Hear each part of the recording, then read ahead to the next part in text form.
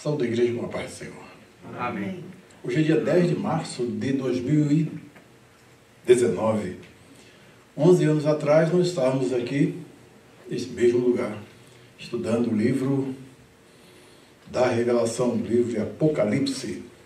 E hoje nós, depois de fazermos todo o percurso, irmos ao Antigo Testamento, voltamos e estamos de volta aqui, chegamos no livro de Apocalipse. O que significa Apocalipse mesmo? Quando a palavra é dada aqui como título, como o nome do livro, Apocalipse, o que significa Apocalipse? De onde vem isso e qual o significado? Revelação. Apocalipse significa revelação, né? Apocalipse é o ato de revelar, de apocalipto, o verbo de tirar o véu, de desvendar alguma coisa que estava encoberta. E quase sempre se entende o livro de Apocalipse ao contrário, como se ele fosse, né, não uma revelação, mas um obscurecimento daquilo que poderia estar claro. Então, entender a natureza do livro é de suma importância para que nós possamos ter uma visão do todo. É um livro difícil? Muito difícil. Mas a mensagem do livro é uma mensagem clara. A mensagem do livro é uma mensagem clara. E é exatamente para a mensagem do livro que nós vamos atentar nos nossos estudos. É óbvio que fazer um curso bem detalhado sobre Apocalipse é curso para um bom tempo, né? Pode-se estudar o livro um semestre tranquilamente, segunda, quarta e sexta, 3 horas por dia. Aí você vai fazer um curso de Apocalipse. Mas no nosso estudo bíblico a gente vai ter pelo menos um panorama, uma ideia geral do que seja o livro. No ano de 2007, no segundo semestre, eu fiz um curso no livro de Apocalipse com o professor Carl Bosman, aqui de Michigan. Então nós estudamos o livro de Apocalipse, fomos até o capítulo 13, e tivemos um panorama, mas nós estudávamos de manhã, de tarde e líamos à noite. De 1.200 a 2.000 páginas que você tem de ler num curso de mestrado para cursar uma disciplina e depois fazer um trabalho, uma média de 30 a 40 páginas, sobre um assunto do livro que você estudou. Então, foi um curso bem puxado, um curso muito bom, e o nosso texto era o Novo Testamento grego. Nós estudávamos a partir do texto grego do Apocalipse. Então, nessas nossas aulas, o professor passou uma bibliografia indicando livros com 5 páginas só de obras escritas sobre Apocalipse. Desde as obras mais antigas, escritas sobre o livro, até as mais contemporâneas, até 2007, porque depois de 2007, outras obras foram escritas, né, sobre o livro. Ou seja, é um livro sobre o qual sempre estão pesquisando, aprendendo e escrevendo. Recentemente, nós tivemos o lançamento de um livro muito bom, do John Christopher Thomas. O Apocalipse, um comentário literário e teológico. Um pentecostal, viu? Só que é daqui dos Estados Unidos, né? Com doutorado. Então é diferente daqueles pentecostais que escrevem coisas mirabolantes sobre Apocalipse e desviam, né? É igual a série Deixados para Trás. O que ficou para trás foi o livro. Aí inventaram um monte de coisa e colocaram lá para poder guiar a mente do povo. E é exatamente essa mentalidade que as pessoas têm do Apocalipse, né? Que é aquilo ali da série Deixados para Trás. Quando na realidade o livro do Apocalipse foi escrito, no livro da Revelação, foi escrito com um propósito específico. Esse propósito é indicado exatamente no texto que nós vamos estudar. Qual é o gênero literário de Apocalipse? Eu já falei isso tudo. Se vocês quiserem uma aula mais detalhada, eu fiz 30 e poucos minutos de apresentação no vídeo de 2008. Dê uma ouvida, assistam novamente lá, que aí eu faço toda uma introdução. Em síntese, o livro, para começar, ele é uma carta circular, profética, enviada às igrejas. Então, esse é o gênero literário do livro. Daí, ele tem na sua macroestrutura, a macroestrutura dele é de uma carta, como a carta do apóstolo Paulo, como uma carta do de Pedro, de Judas, essa carta de João que nós estudamos é uma carta. Então, e essa é uma carta circular que foi enviada às igrejas.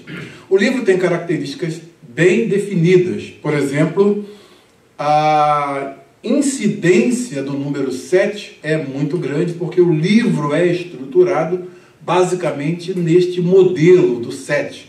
O 7 é um número que indica plenitude, que significa completude. Daí, o livro tem toda uma macroestrutura desenvolvida a partir do número 7. Você vai ver muitas coisas que você vai ver 7 igrejas, né? Você vai ver 7 anjos nas igrejas, os 7 espíritos que estão diante do trono de Deus. E isso é recorrente, né, até o final do livro. Então, é importante. Tem outros números que são muito importantes, número 4, número 6, que ao longo dos nossos estudos nós vamos dando a significação deles, porque eles fazem parte de uma estrutura literária que foi bem planejada. Ou seja, quando a revelação vem daquela cadeia, né, de Deus para Jesus Cristo, para o anjo que chega a João, é uma revelação que foi dada como um todo, é um pacote completo.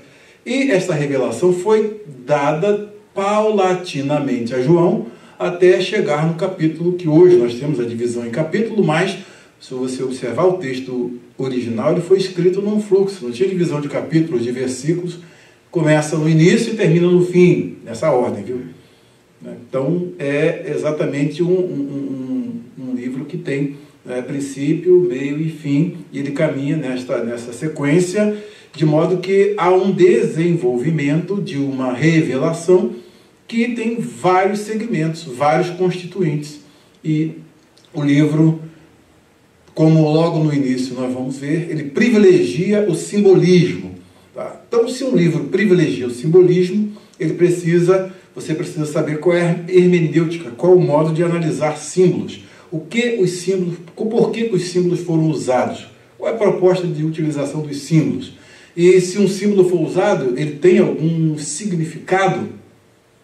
O símbolo é o significante, e qual é o significado do símbolo? Então, o livro do Apocalipse, de um modo geral, ele é escrito nessa forma. Tá? Privilegia o símbolo, tem uma estrutura literária muito interessante. Vou colocar um artigo no grupo para vocês lerem sobre a função dos números, um artigozinho que o pastor Leandro Lima colocou, escreveu na Fides Reformata. Então, ele escreveu um artigo muito bom sobre os números no livro do Apocalipse, e aí eu vou colocar no grupo para vocês o livro. Quem está no grupo dos pastores já teve acesso a esses artigos. Gregory Bill também teve um livro publicado recentemente, Brado de Vitória. Então, é uma síntese do comentário maior dele. O comentário maior dele tem 1.400 páginas, é enorme. Ele é aqui de Filadélfia, do Westminster, meu amigo Gregory Bill, muito bom no Novo Testamento, é professor do Novo Testamento e é muito bom. Então, o livro dele foi traduzido para o português como Brado de Vitória. É uma síntese do comentário grande dele. Ele tem muitas coisas importantes que podem ajudar na compreensão do livro de Revelação. Também tem um artigo bom que eu vou passar para vocês. Vocês vão ter que ler, né? Não tem jeito de passar todas as informações aqui. Então é igual no mestrado. Vocês vão pegar, sentar e ler. Você já sabe fazer o iPad ler para você? Já aprendeu? Já sabe, Sara? Lê profecia. Bota aí a profecia do Apocalipse, bota lá para ele ler. Então você lê o livro facilmente. Pode deitar na cama, botar o fone de ouvido e o livro vai sendo lido para você. Quem tem assim, dificuldade de ler, que está sono, está cansaço, você não pode botar e dormir. De vez em quando também eu boto, durmo, depois onde eu parei mesmo, isso acontece, é normal. Tá? Então esse artigo é muito bom, também do Gregory Bill, do Dicionário de Teologia Bíblica.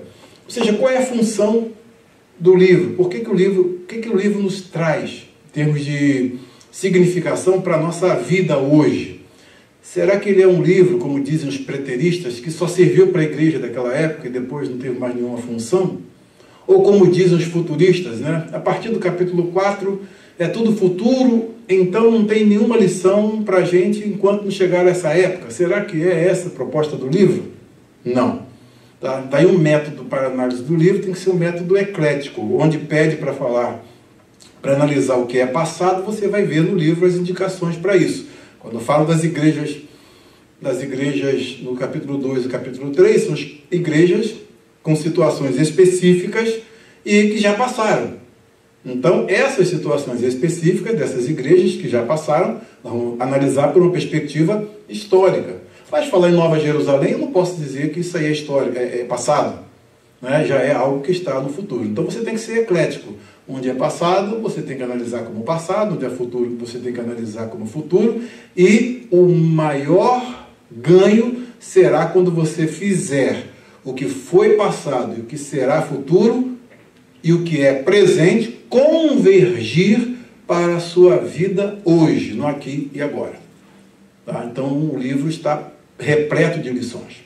Tá? Essas são as minhas palavras iniciais, que a gente vai ver. O título da nossa lição é o mistério das 7 estrelas e dos 7 castiçais. Quando se fala em mistério, né, o que é um mistério? O mistério é algo que está oculto. Né? Interessante que a palavra mistério no Novo Testamento, como nós aprendemos nas cartas de Paulo, né, geralmente não é aquele privilégio de iniciados como os segmentos religiosos, né, das religiões misteriosas, né, da época do Novo Testamento. Mas o mistério é algo que esteve oculto em Deus e que Deus, por misericórdia, revelou aos seus santos apóstolos e profetas. Tá? E exatamente nesta lição nós já vamos ver, semelhantemente ao que ocorreu, por exemplo, com Daniel, tá? Com Daniel, que algumas revelações são dadas para ele do ponto de vista simbólico. Nós estudamos isso, capítulo 8 de Daniel, capítulo 7, capítulo 2, mas que ele teve o privilégio de entender o sentido dos símbolos usados. Daí, Apocalipse nos convida a analisar o texto da mesma forma como nós analisamos as profecias de Daniel.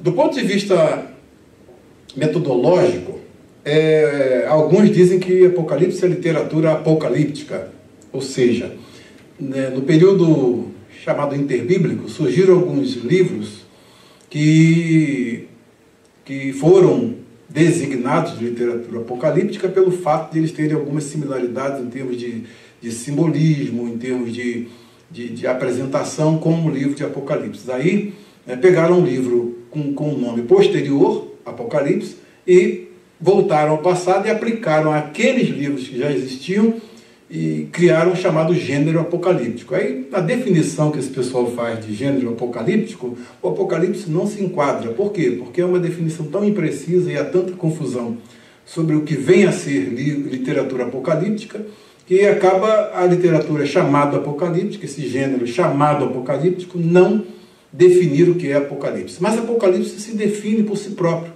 Revelação se define por si próprio. O que é o livro de Apocalipse? Profecia. Ele mesmo diz, profecia. Então, guarde bem isso, tá? Guarde bem isso, e a partir dessas breves considerações, nós podemos ver algumas coisas importantes, a começar da nossa primeira pergunta.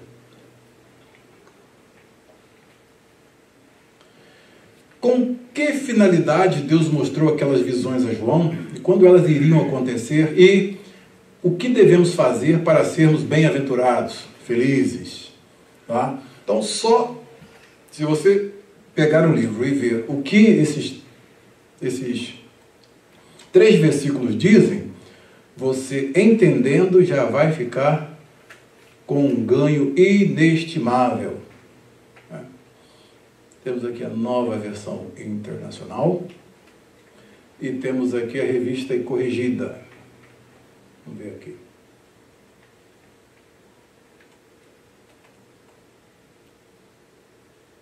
Bíblia, Revista e Corrigida, do outro lado. As duas aqui no mesmo link para andarem juntas. Aumentar um pouquinho a letra para vocês que não usam óculos. Essa é a facilidade que tem o Logos Bible Software. Você pode ter tudo aqui dentro.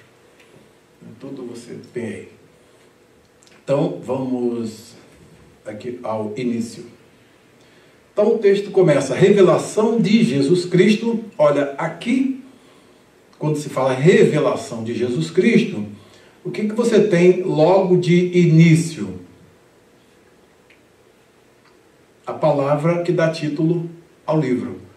Olha só aqui, deixa eu botar o meu texto aqui, paralelo, para você ter uma ideia, só para mostrar o que eu estou dizendo. Aqui, nas minhas anotações aqui, você vai ver logo na primeira palavra aqui, Apocalipse. Né?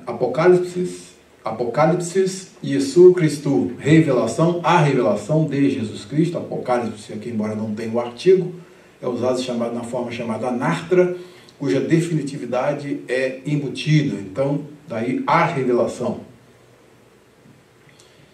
Esta palavra é que dá título ao livro, que é utilizado na língua portuguesa, Apocalipse. Daí vem a palavra Apocalipse, ela transliterada para o português, então fica como título do livro Apocalipse. Então, esta revelação,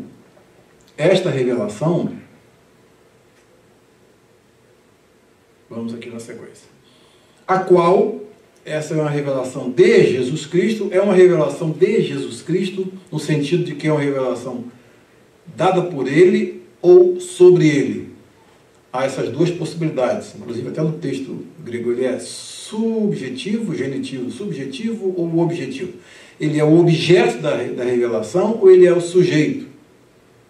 Então são duas perguntas. Obviamente, mais à frente você vai ver que o próprio texto privilegia e te dá a possibilidade de definir que a revelação é de Jesus Cristo, no sentido de que ele recebeu e ele é o doador dela. Tá? Então, não dá para definir no campo grego, porque no grego você tem duas possibilidades. Mas o próprio texto vai dizer que ele é a fonte dessa revelação. Tá? Então, a qual Deus lhe deu para o quê? Qual a finalidade?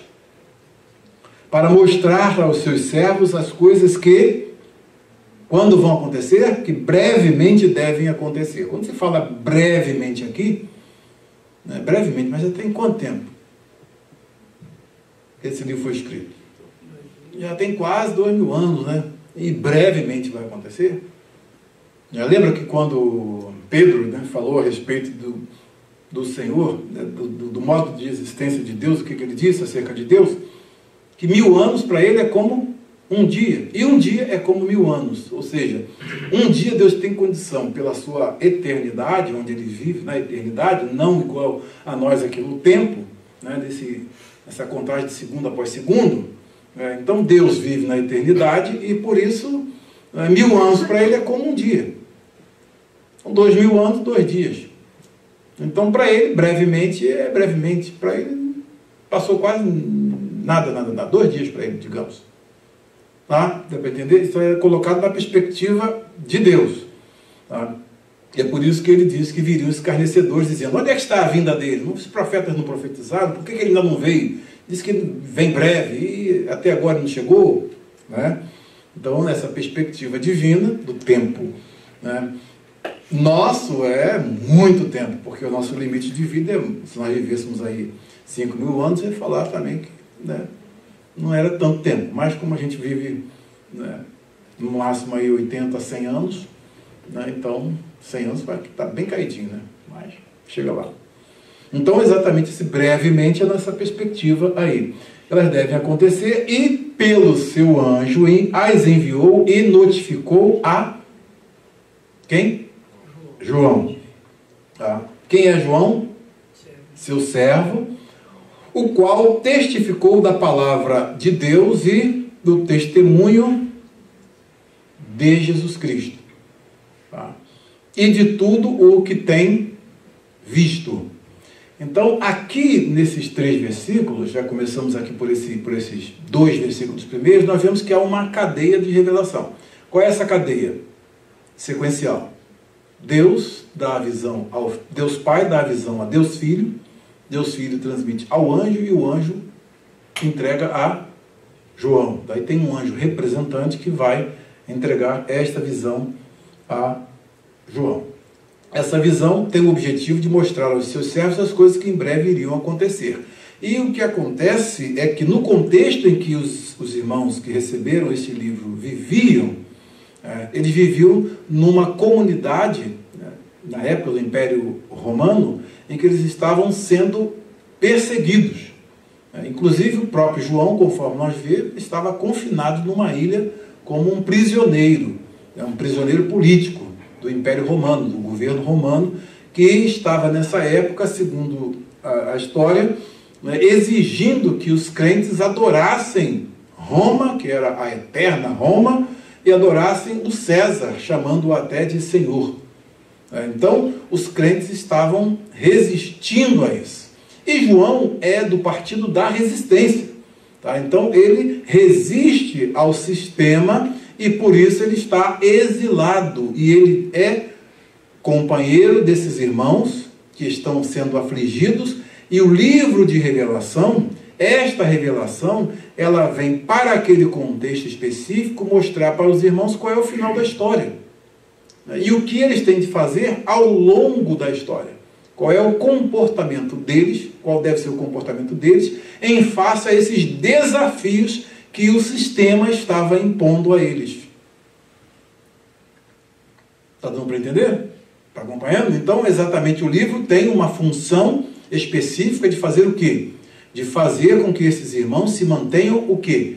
Fiéis, porque aqui, né, nós vamos ver que João testificou da palavra de Deus o testemunho acerca de Jesus Cristo. E era isso que incomodava o Império Romano de um modo tremendo, e os cristãos passaram a ser perseguidos. Mais tarde, nós fomos lá no Coliseu Romano e ver como, né, os cristãos eram lançados nas arenas, para serem no Coliseu, para serem comidos, né, por leões, e viravam espetáculos para todo mundo ver.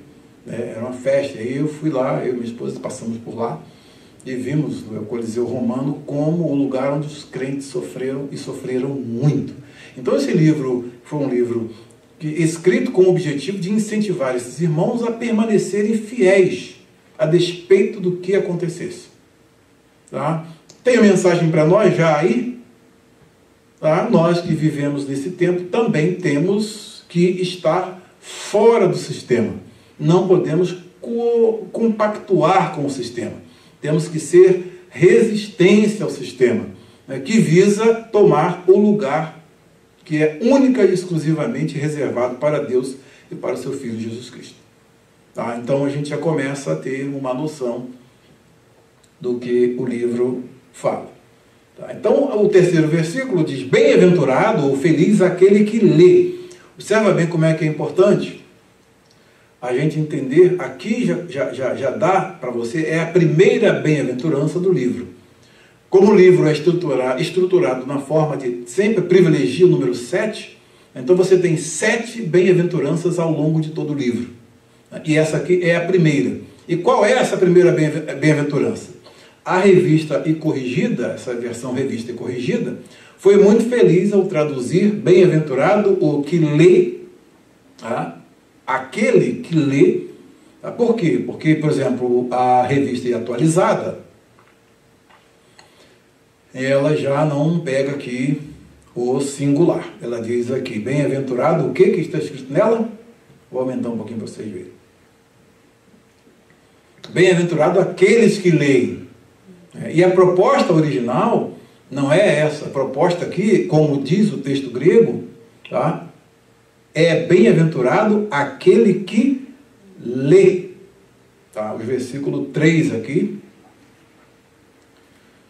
O versículo 3 aqui vai estar muito... O verbo está indicando aqui que é bem-aventurado o que lê. Anagnoskon,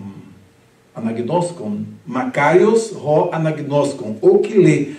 Indicando que o livro foi escrito, tá?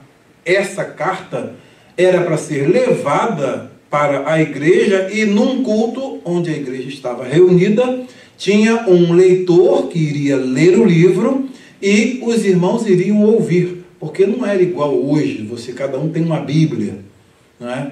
Então, por exemplo, para esse livro ser levado às 7 igrejas, tinham que fazer 7 cópias manuais deles, para levar a cada uma dessas 7 igrejas. Então, não era todo mundo que tinha acesso. Para cada igreja chegava o anjo da igreja, que ele era o responsável lá, ele recebia este livro, e ele tinha que ler para a congregação ouvir. E sobre esses repousa o quê? Uma bem-aventurança. Daí, o livro menos lido, é o livro que embute, que traz logo no início, que incentiva a sua leitura, e diz que tem uma felicidade, uma bênção àquele que lê o livro. A gente sempre faz umas perguntas quando a gente está ministrando palestra sobre Apocalipse. Quem é que lê Apocalipse? Eu dei uma aula na faculdade lá em Nova Iguaçu. Ninguém lia Apocalipse. Ninguém lia. Quem já pregou em Apocalipse? Nenhum deles já tinha pregado em Apocalipse. Nenhum sermão sequer. Então, a partir desse curso, eles passaram a ter uma visão totalmente diferente. Porque quando se fala em Apocalipse, como falou, evento apocalíptico, aí o pessoal pensa numa tragédia, em alguma coisa ruim que acontece, quando o livro, na realidade, ele tem a proposta de, no início ao fim, ele tem esta introdução, tá? Que nós estamos vendo aqui agora, e ele tem o fim, tá? Como de uma carta, e o que está no centro, do centro, a partir do capítulo 2 até o capítulo 19, o miolo dele fala sobre um grande conflito entre o bem e o mal, pintado de perspectivas diferentes. Então você vai ver o Richard Bauckham, que escreveu a Teologia de Apocalipse, ele fez uma proposta de que, como são as 7 igrejas ali, a partir daí o conflito entre o bem e o mal é desenvolvido sob 7 perspectivas diferentes. Tá? E aí ele demonstra isso ao longo do seu escrito. Então, o que acontece? Nós temos que ver o livro como algo que é um instrumento de bênçãos para aquele que lê e ouve. Hoje é fácil ler o livro Apocalipse. Você bota aí o áudiozinho aí, pronto, e dá para ouvir tranquilamente, tem até dramatizado, tem tudo, Então, hoje é muito fácil. E tem uma bênção embutida que muita gente perde, já começa o livro e termina o livro e não para pensar, tem uma bem-aventurança aqui.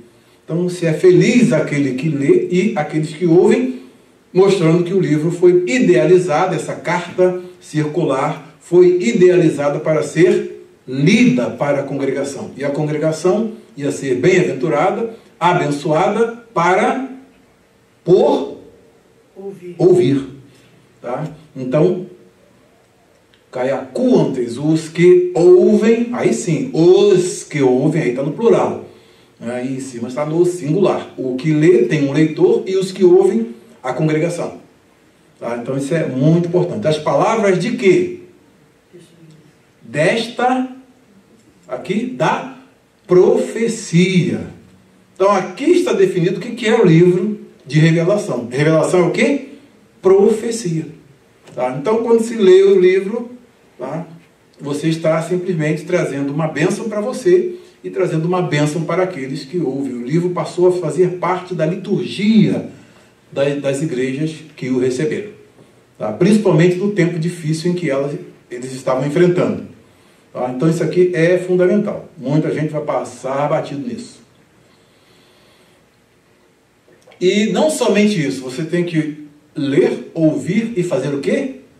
E guardam as coisas nele escritas. Então por isso que isso tem que ter uma leitura repetitiva, para você estar com ele sempre guardado na sua mente, tá? E isso exige uma repetição de leitura, tá? Por isso que ele passou a ser parte da liturgia da igreja, pelo menos um capítulo por culto.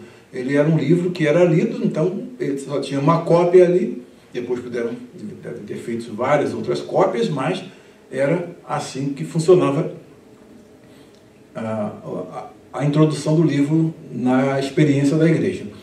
Porque o tempo está próximo. Então, o tempo está próximo. Quando o tempo está próximo, quem leu isso no século IV, né, percebeu o mesmo senso de urgência que nós hoje. Quem recebeu esse livro no século I, no final do século I, recebeu com este mesmo senso de urgência. O tempo está próximo, o tempo está próximo.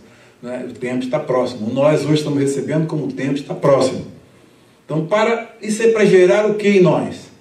Uma expectativa e evitar aquela dormência em face aos acontecimentos que nos circundam.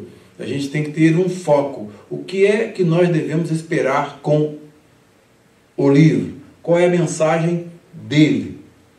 Qual o evento importante do livro? Guarda essa pergunta. E vamos para a próxima pergunta. Deu para entender até aí? Tranquilo? Tá. Fazemos tudo bem sintético e básico para vocês. Mas segundo o João escreveu, essa segunda pergunta, na revista, ela está de um jeito. Eu reformulei a pergunta porque ela não ficou muito boa na elaboração. Que a elaboração da pergunta está sobre os tempos de vida de Jesus e o texto fala sobre algo totalmente diferente. Então, houve aí um lapso na hora de elaborar a pergunta. Então, eu fiz da seguinte forma. Segundo João escreveu na introdução do seu livro, qual a fonte tríplice da sua saudação e explica os elementos atípicos que nela encontramos. Então, no versículo 4, nós temos uma saudação que é feita de um modo interessante e diferente das outras saudações. João, as 7 igrejas que estão na Ásia, então aqui, observa bem que ele já dá o remetente e os destinatários, as 7 igrejas que estão na Ásia. O que diz aqui o texto? Começa o quê? Graça e paz, Hairis, né? Kai, Eirene, como nas saudações comuns das epístolas. Observa bem o gênero epistolar, o aspecto epistolar do texto. Graça e paz seja convosco. Aí vem, da parte, essa preposição, ela é usada para 3 entidades específicas, uma múltipla, 3 entidades. Ela, a mesma preposição. Lembra quando nós estudamos a segunda epístola de João? Quando ele fez a saudação, segunda epístola de João, já está aberto aqui. O que ele fez na segunda epístola? Ele aqui falou, serão conosco graça, misericórdia e paz. E aqui, olha, para ter o patrós, a parte de Deus, tá? Ou proveniente de Deus, e da parte de Jesus Cristo, o Filho do Pai. Mostrando o que aqui? Se essa graça e paz, né, ela é proveniente de Deus Pai e é proveniente de Jesus Cristo, o que significa em termos de equiparação dessas fontes? Elas são iguais em termos de autoridade ou diferentes? Uma tem menos autoridade do que a outra. Se a graça e a paz aqui vem de Deus Pai e a graça vem de Deus Filho, de Jesus Cristo, o que acontece? Há uma equiparação ao Pai e ao Filho, porque ambos são Deus. Só deles pode provir o quê? Graça e paz. Quanto à saudação graça e paz, é uma saudação, como já vimos, multicultural.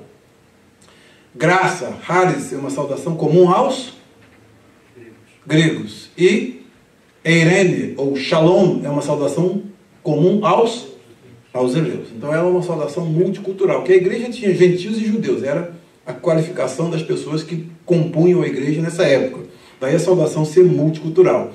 Essa equiparação entre Deus Pai e Deus Filho nos dá a entender exatamente o que ocorre aqui no versículo 4. No versículo 4. E aí nós começamos a ver qual é o método que o autor, né, que já está logo no início, que o autor privilegia para você poder entender o que ele está escrevendo. Ele usa símbolos.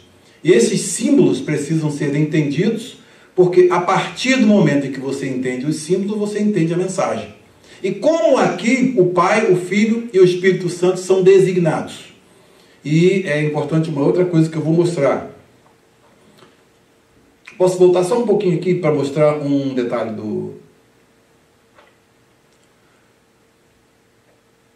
É exatamente aqui no versículo, nessa cláusula aqui, a revelação, e mostra o modo dela, né, cai semanem, que ele a significou, comunicou através de símbolos, né, comunicou ou revelou semioticamente, ou seja, mostrou de um modo simbólico.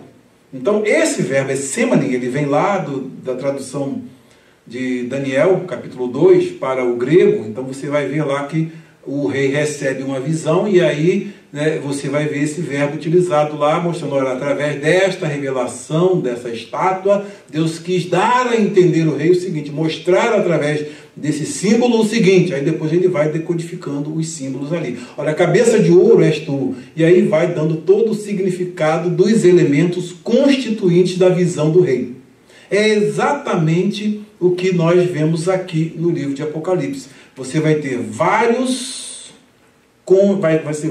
constituintes e cada um deles composto por uma determinada quantidade de símbolos.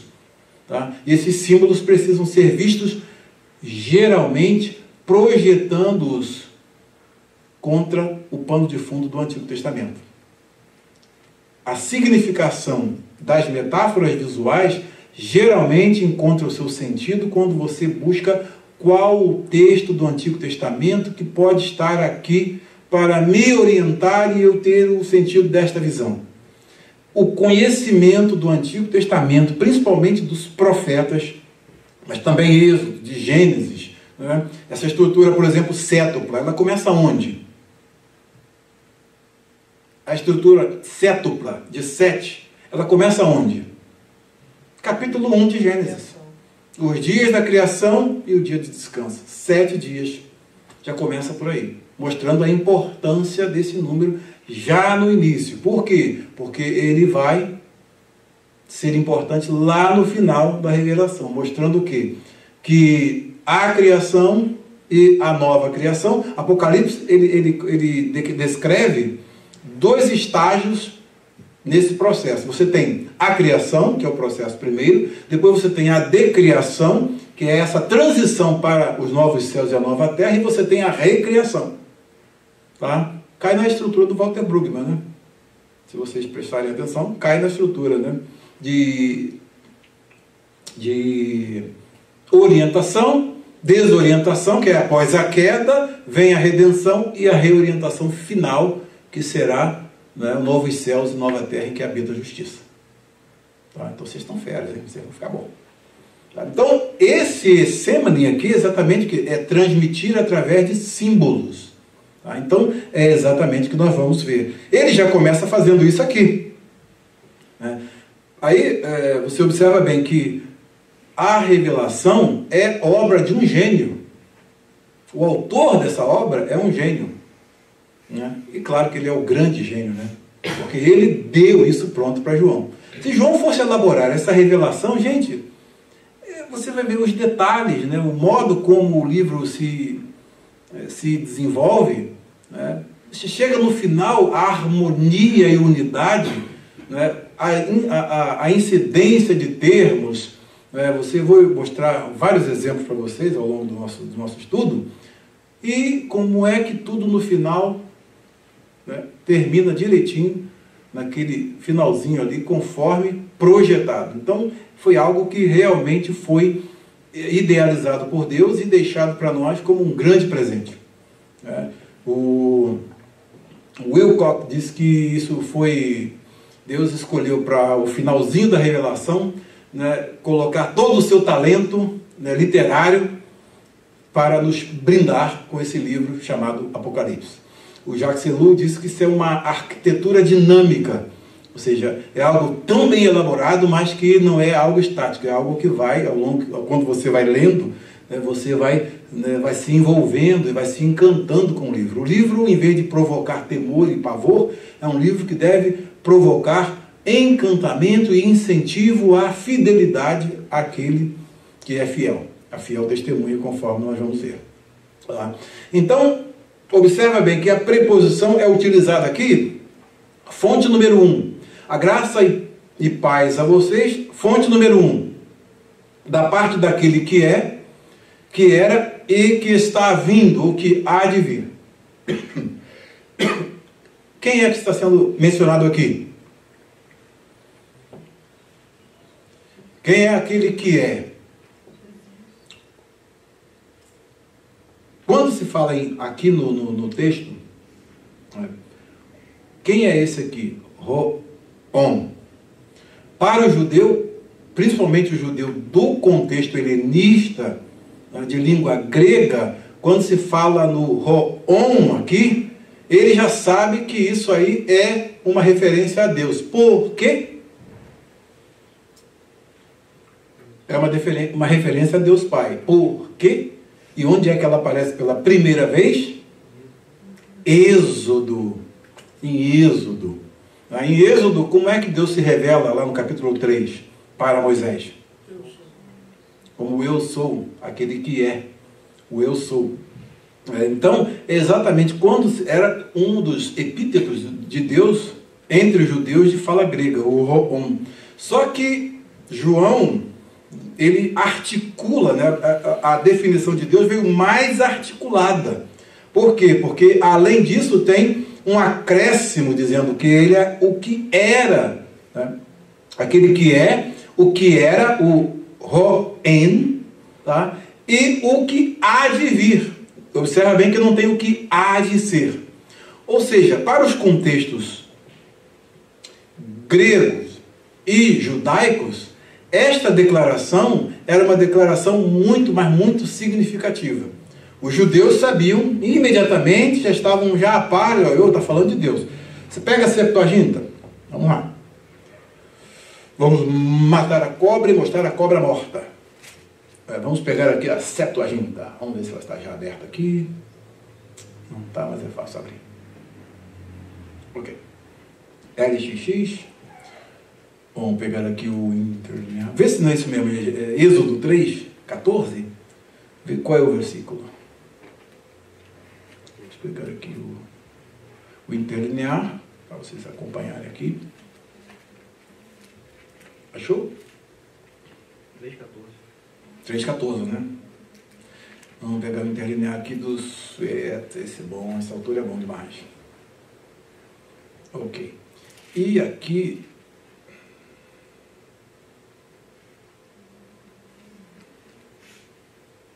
Você já vai ver aqui, ó, a tradução aqui no versículo 14. Oi. Tradução aqui no versículo 14. Voltar.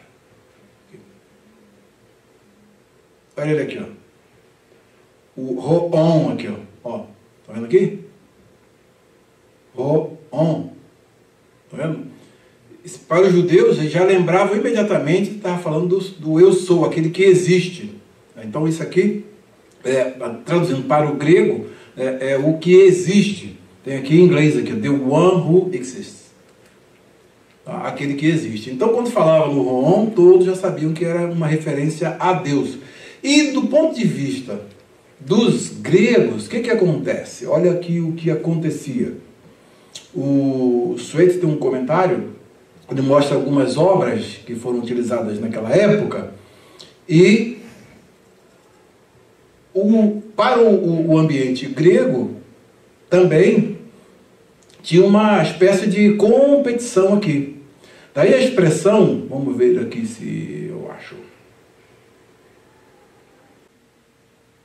Aqui ele vai mostrar o Antigo Testamento traduzido, R.E., Asher e R.E., que é eu sou o que sou, é o serei o que serei, no hebraico. E ele vai mostrar aqui, ó, que para os gregos, aqui tinha uma citação de uma obra grega, tá, de uma poesia, e aqui dizendo que Zeus era, Zeus é e Zeus será, né? Zeus era, é e será. Então, esta citação dele aqui no nosso texto, ela tem esse caráter polêmico, que quando se fala em Roon aqui, o que é, o que era e o que há de ser, né, ele faz uma modificação desse há de ser e mostra o que há de vir. O verbo vir é importantíssimo em todo o livro, porque ele vai sempre mostrar a tensão entre o já e ainda não. Deus é aquele que vem, no sentido de entrar em juízo, né? Ou seja, a expectativa é da intervenção de Deus sempre na história, ao passo que as divindades gregas, por exemplo, não faziam nada. E os judeus sabiam muito bem que esse Roon aqui, aquele que era, que é e o que há de ser, tá? Esse que é, que era e que há de ser, o que há de vir, é uma referência a Deus Pai. Aí a construção seguinte diz da parte de Deus Pai, da parte daquele que é, que era e que está vindo, que é o Errômenos, o que está vindo, e aqui dos 7 espíritos que estão diante do seu trono. Paz e graça, graça e paz da parte dos 7 espíritos que estão diante do seu trono. E logo em seguida, a terceira fonte dessa graça e paz é, e da parte de Jesus Cristo, a fiel testemunha, a testemunha fiel, está aqui, o primogênito dos mortos. Aí, por que nós vemos aqui que os 7 espíritos estão colocados como que num sanduíche, no meio, entre o Pai e o Filho? Hein? Qual é o objetivo?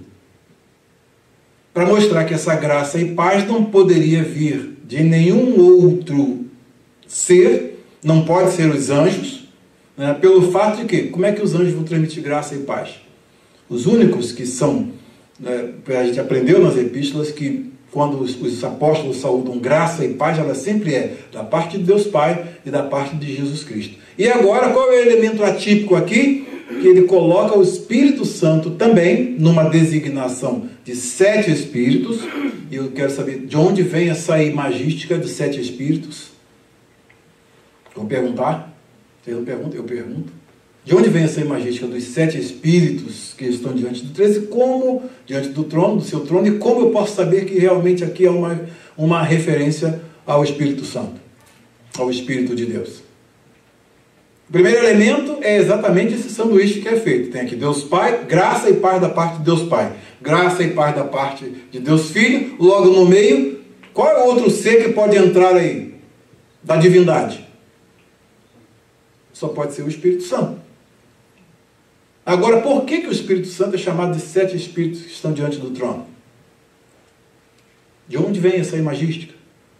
Aí que eu falo, o Antigo Testamento, ele é fundamental para você compreender o livro de Apocalipse. O contato com o Antigo Testamento é imprescindível. Se você vê no próprio livro, há uma intertextualidade interna. O livro ele é entrelaçado, ele tem intertextualidade interna. O que é intertextualidade interna?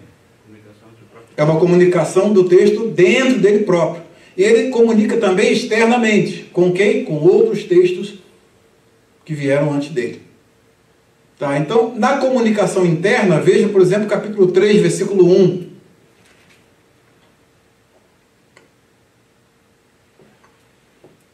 Se vocês quiserem passar por cima, a gente vai passar, eu não vejo. Porque o pessoal pega. Pergunta número 1. O que eu já vi? Resposta, blá blá blá. Pergunta número 2. O que eu já vi? Blá blá blá blá. Lê o texto, blá. Mas essas questões que nós estamos levantando aqui, ninguém levanta. O Faet ficou irado lá, que um deu 13 minutos, deu um estudo bíblico lá, né? 13 minutos.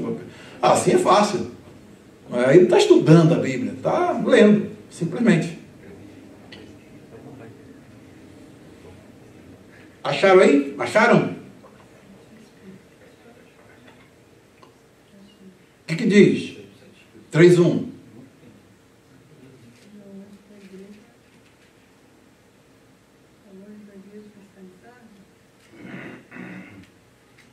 Escreve.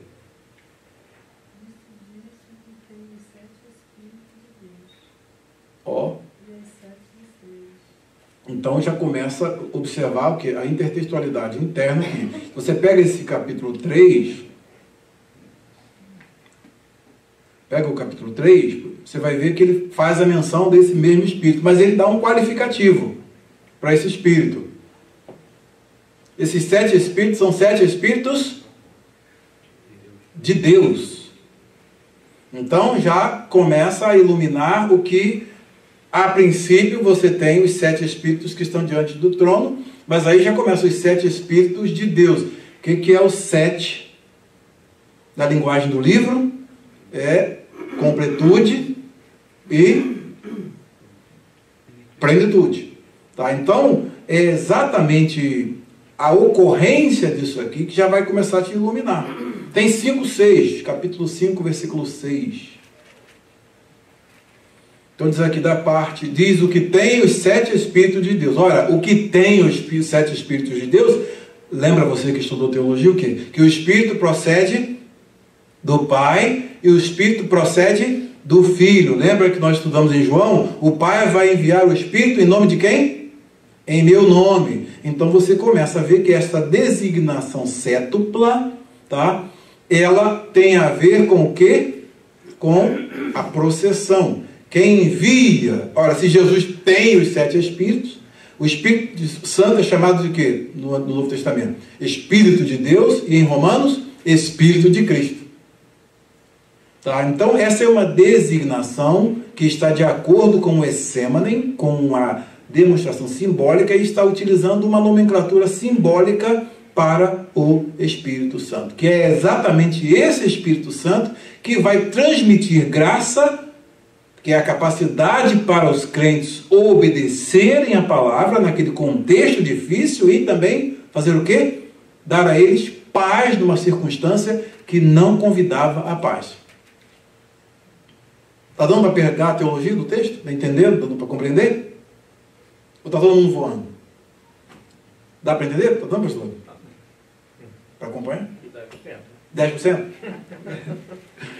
Tá, então, é exatamente esse modo atípico, né? Por isso que eu coloquei modo atípico. Por quê? Porque você não tem outra parte, a Trindade, né, sendo apresentada desse jeito. Não apresenta de Deus Pai, de Deus Espírito Santo e de Jesus. Só Jesus Cristo é que é apresentado no seu modo direto, dando a ele o nome. As outras duas pessoas da Trindade são apresentadas como aquele que é, que era e que há de vir. Porque a figura vai ser... O que essa nomenclatura vai jogar? Lá para Êxodo. E essa dos 7 Espíritos vai jogar para onde? Zacarias capítulo 4. E nós já estudamos. Vocês já esqueceram. Eu também, né? Tenho uma memória extraordinária. Não, isso aí são estudos. Você vai lá para Zacarias capítulo de número 4. Já viram o capítulo 5, versículo 6?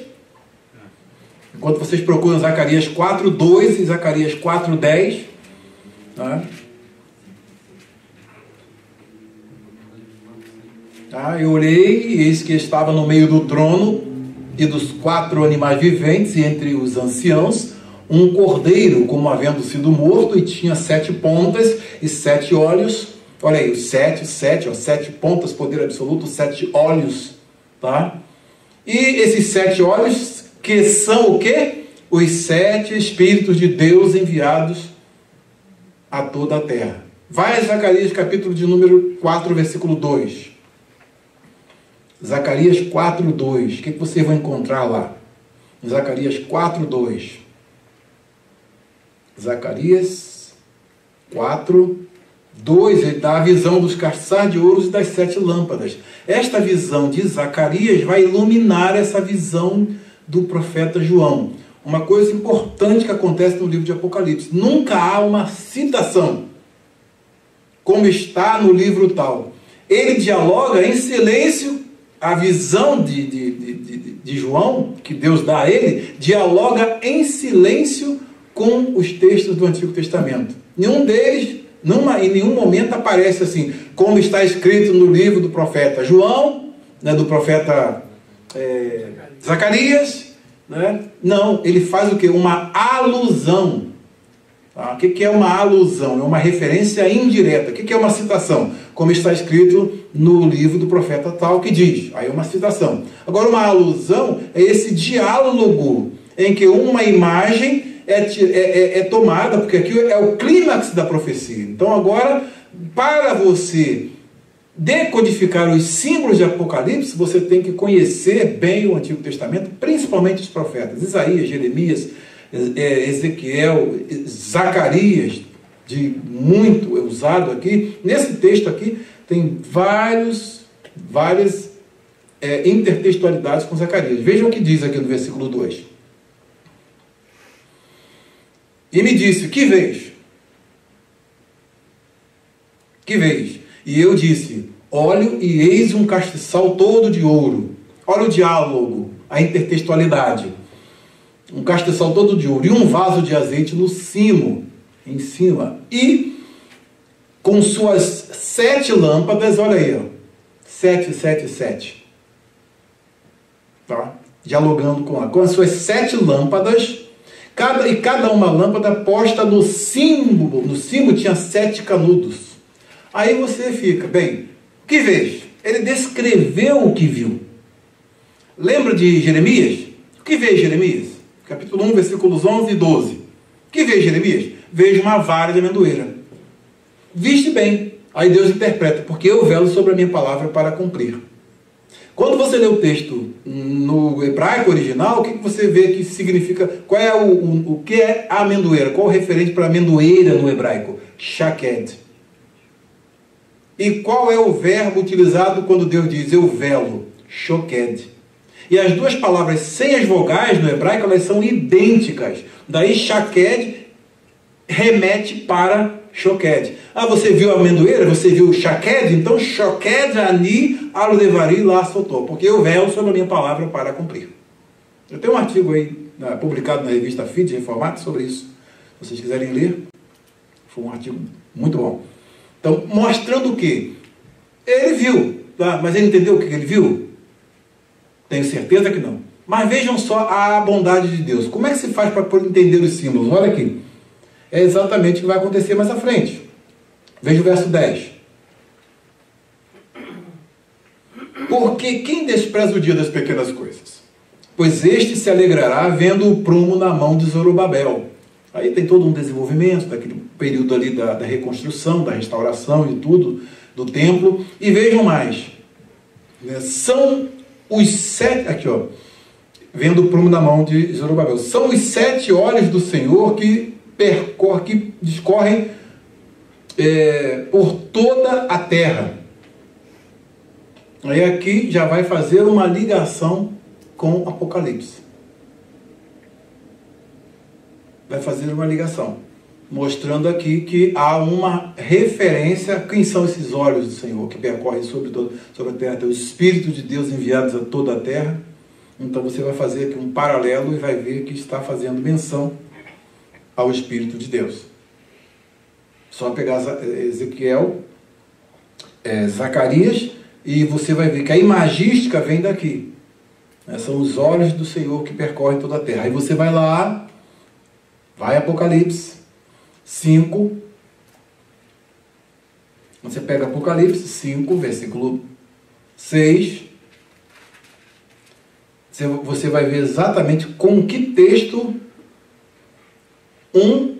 3:1 e aqui o 5:6 está dialogando.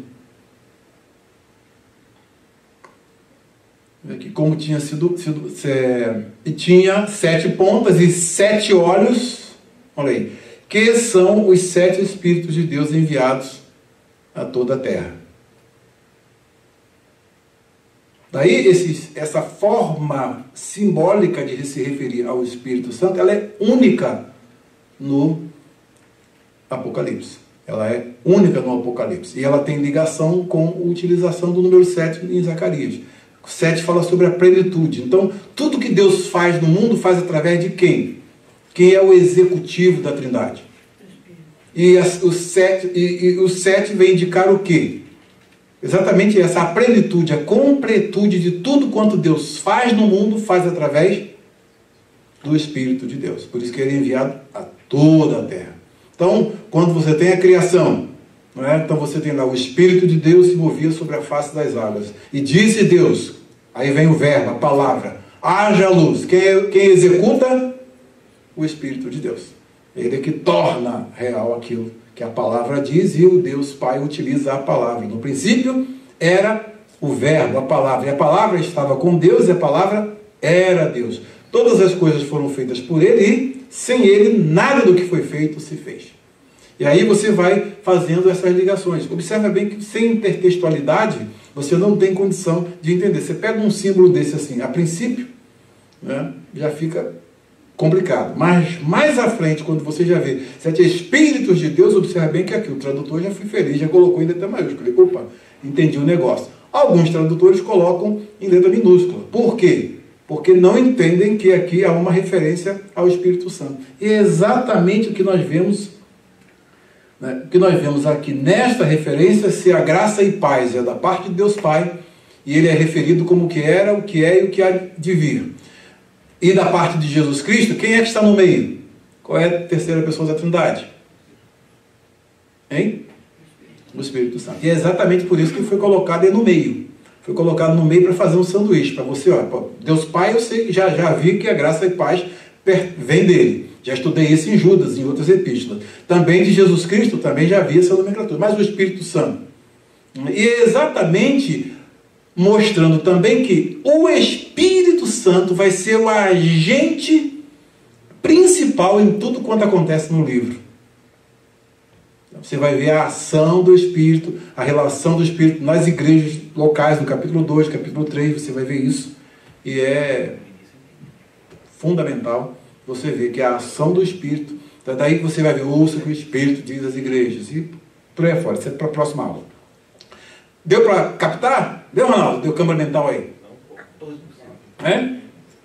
14%, subiu um pouquinho.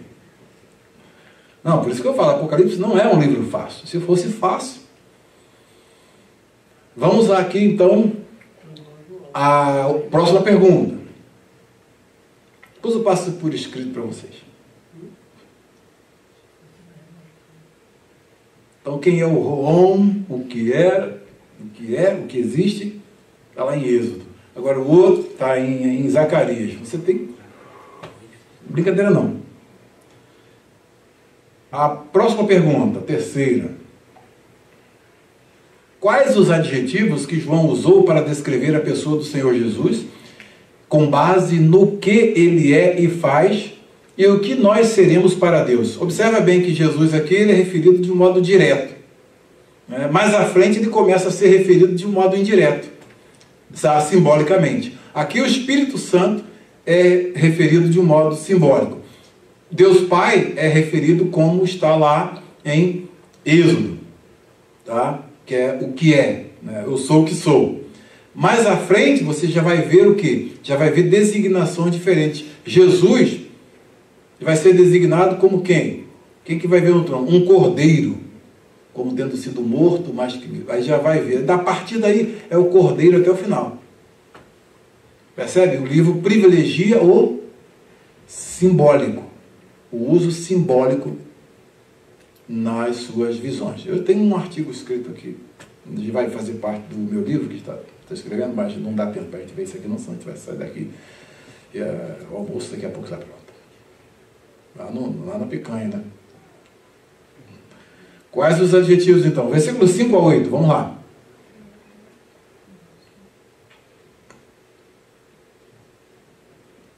E da parte de Jesus Cristo, que é a fiel testemunha, o primogênito dos mortos. Daí é que nós vemos o quê? Que há aqui, olha, versículo 4, olha como é que essa divisão aqui ficou boa. Versículo 4 ao versículo 5, nós temos um parágrafo.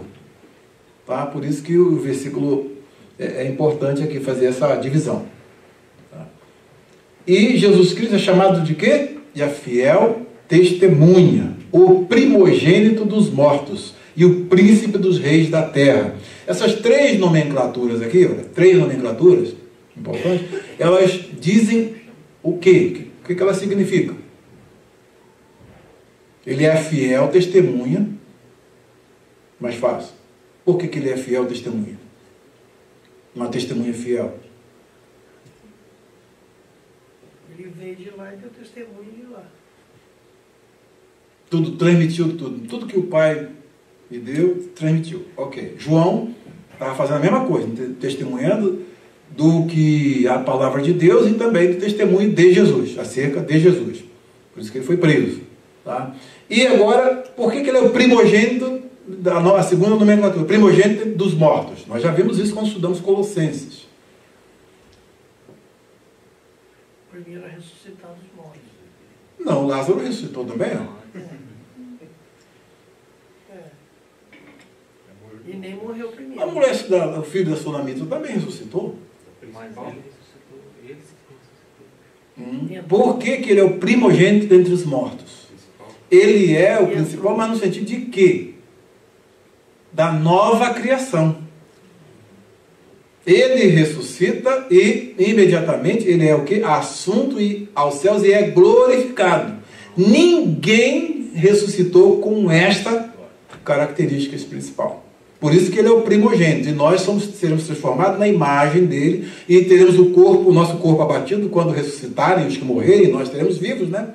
Para sermos transformados num corpo glorioso como o dele. Daí ele foi o primeiro nessa categoria de ressuscitar para receber a glorificação. Os outros ressuscitaram, mas morreram. Morreu de novo. Não é? Tá? Então, nesse sentido é que ele é o primeiro, né? Ele é o protótocos, né? Protótocos aqui. Ele é o primeiro. Tá? Então, isso é muito importante. Você vai pegar a gente e dizer que ele foi o primeiro, não foi o primeiro criado por Deus. Nada disso. O primogênito entre os mortos é que nessa categoria de representante dessa nova criação, na qual todos nós participaremos com esse novo corpo, no novo céu, na nova terra, ele foi o primeiro.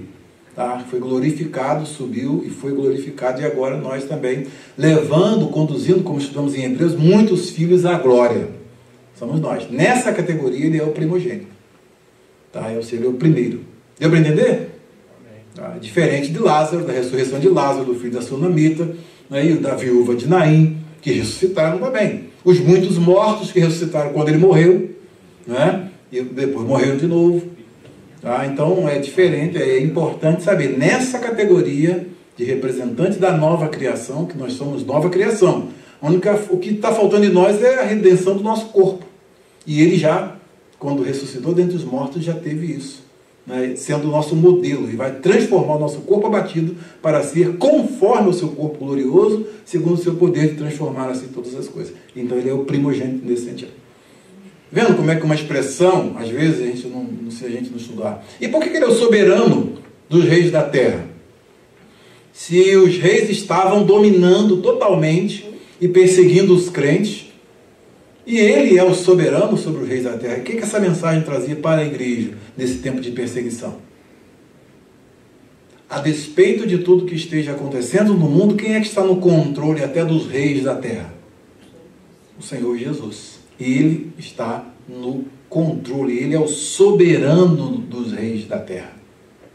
Isso é muito importante, é o que tem essa condição.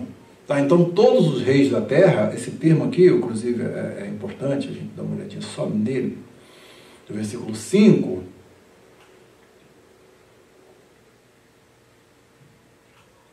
Né? Ele aqui é Archon,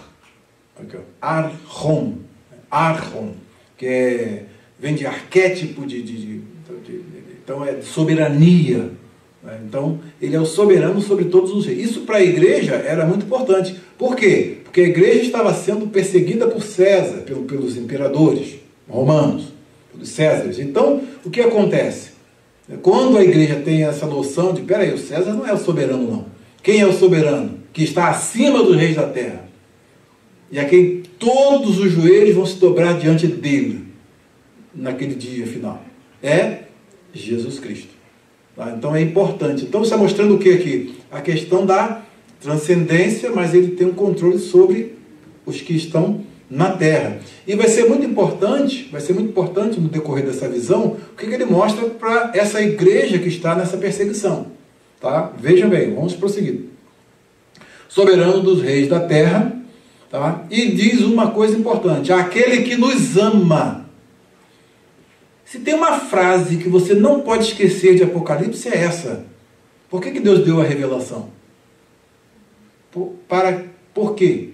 Porque Ele nos ama. Muitos crentes estavam caindo na fraqueza de abandonar a fé e não resistir às imposições de Roma. Você já pensou? Você tem que saber que amanhã você vai ser jogado para ser comido pelos leões?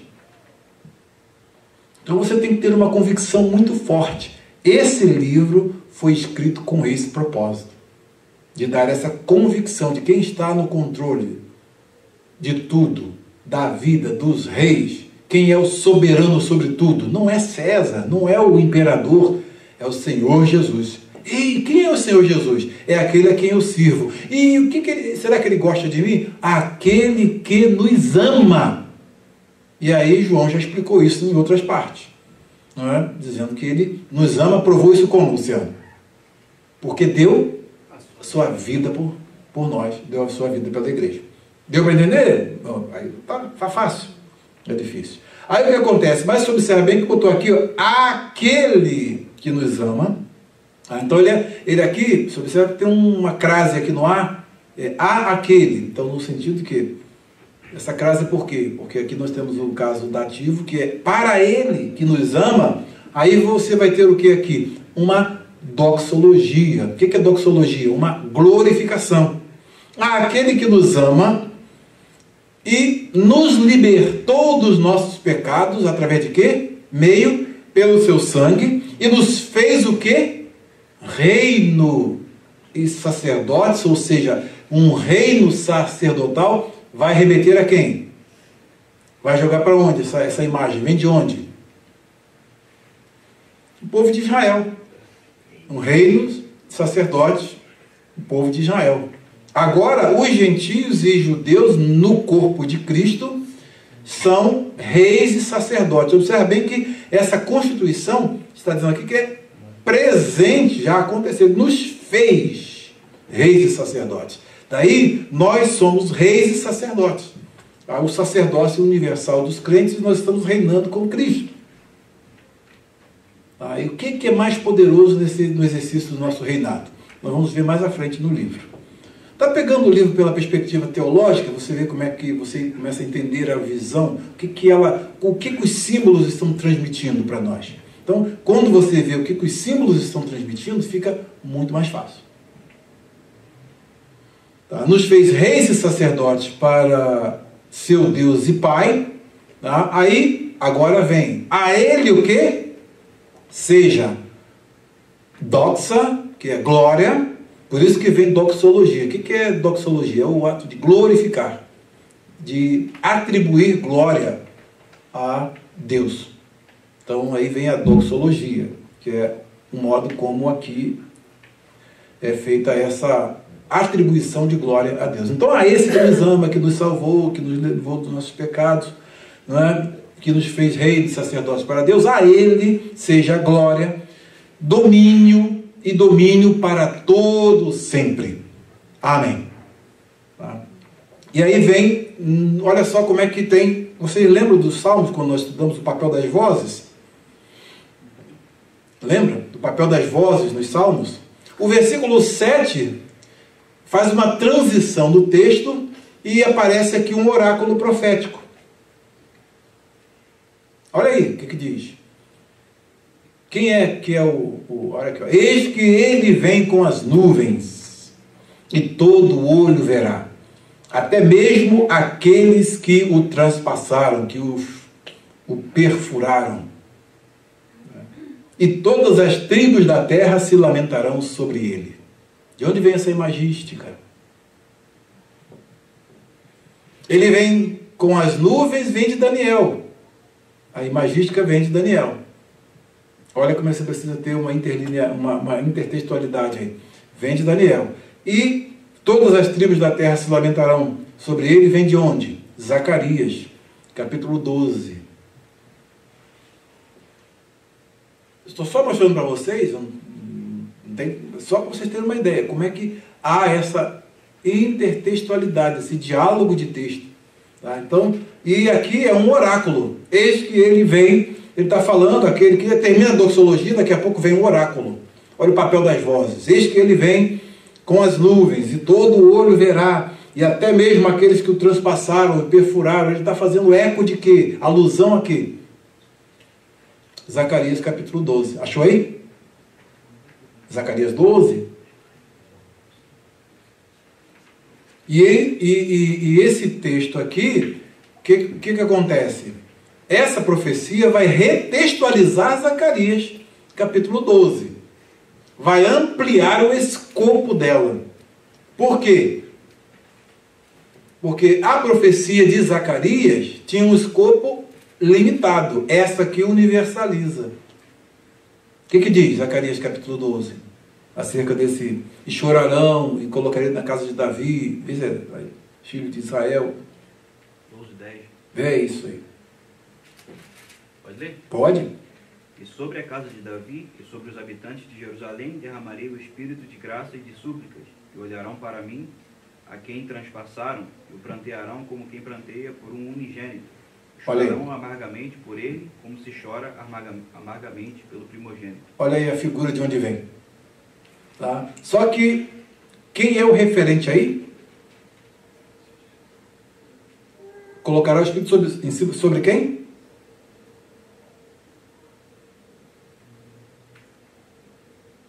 Sobre ele. Sobre a casa de Davi. Olha aí, sobre a casa de Davi, sobre os habitantes de Jerusalém, é um escopo muito limitado ali, o povo de Israel. Percebem? Já. E o interessante é que Davi era de que tribo? Judá. Então está falando sobre uma tribo. Agora observa bem que aqui, tá? Aqui em Apocalipse, o que acontece? Há uma universalização dessa profecia. Todas as tribos da terra se lamentarão sobre ele. Mostrando que derramarei o espírito de graça. Então, olha só. Quando todas as tribos, quando todas as pessoas, isso vai ser reiterado, né? Tribos, povos, nações e línguas, ele vem universalizando isso, porque o que ia acontecer especificamente sobre Israel, agora está acontecendo sobre todos os quadrantes da terra. O evangelho seria derramado e esse espírito de lamentação que viria sobre aqueles atingidos por essa graça, nós estamos nele, vem exatamente quem viu Jesus sendo transpassado pela perspectiva fora dessa graça, como é que viram isso? Alguns achavam que estavam fazendo correto com ele. Quem viu pela perspectiva da graça de Deus, como os apóstolos que estavam ali, os discípulos, Maria e todos, já viram por uma perspectiva, a morte de Jesus para ele foi o quê? Trouxe o quê?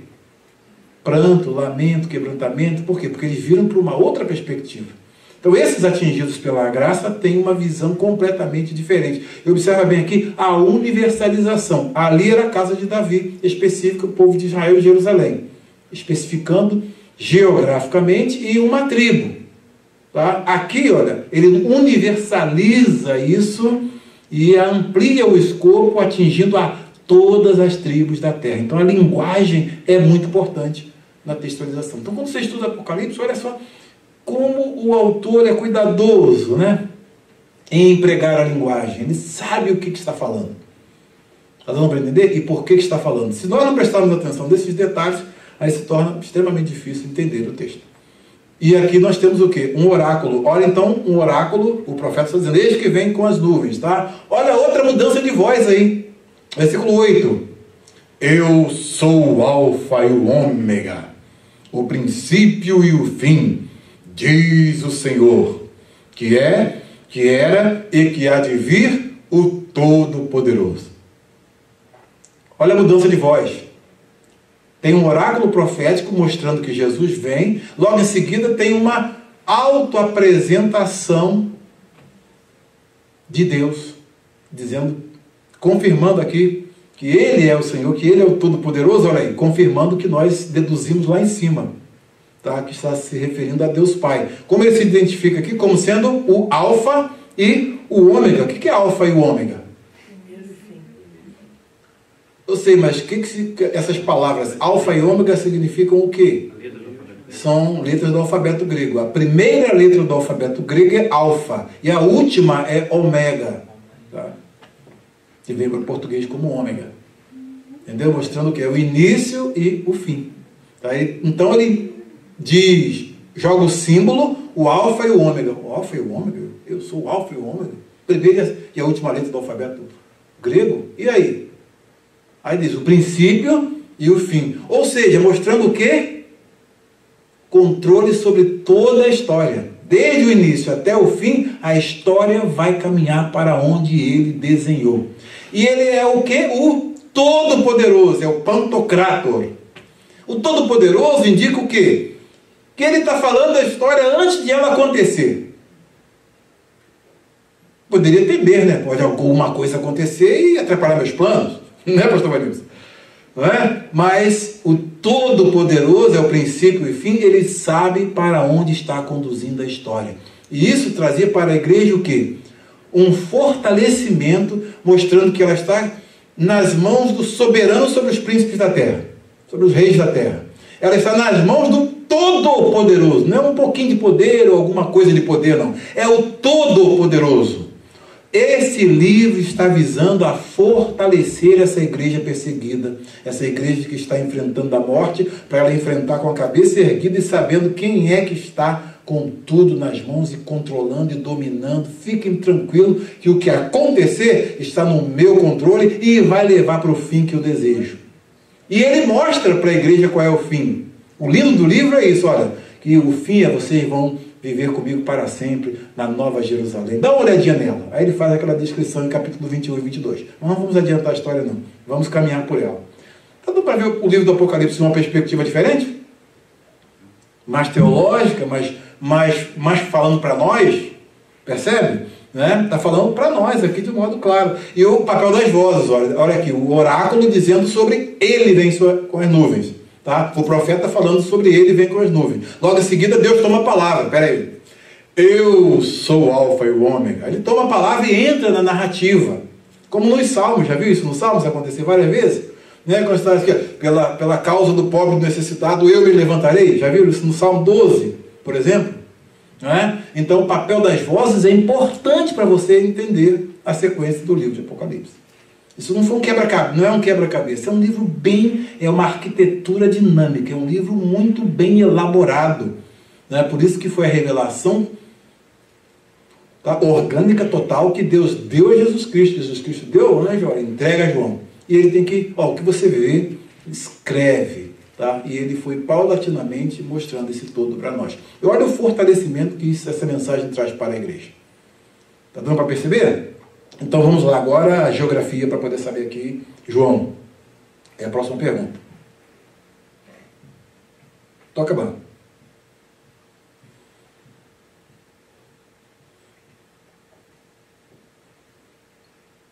A próxima pergunta. Onde o apóstolo João estava quando Deus lhe mostrou aquelas visões? O que ele estava fazendo em tal lugar e que tipo de voz ele ouviu lá? Versículos 9 e 10. Vou mostrar nas minhas anotações que tem um detalhe aqui muito interessante do modo como a linguagem é usada. E aqui na sequência. Vamos lá. Mãozinha. Isso. Versículos 9 e 10 dizem assim. 9 e 10. Eu, João, tá, o irmão de vocês, o vosso irmão e companheiro, na tribulação, tá, e no reino, e na perseverança, ou na resistência, tá, em Jesus, tá, estava onde? Na ilha chamada Patmos. Patmos é uma ilha que existe até hoje, né? Fica na Turquia. Uma ilha que tem uns 35 quilômetros quadrados. A gente pode dar uma chegadinha lá. Quando a gente for para Israel, a gente pode dar uma passada lá na Turquia e conhecer a ilha de Patmos. Né? A ilha de Patmos. Logos Bible Software. E por causa de que ele estava lá? Por causa da palavra de Deus e do testemunho sobre Jesus Cristo.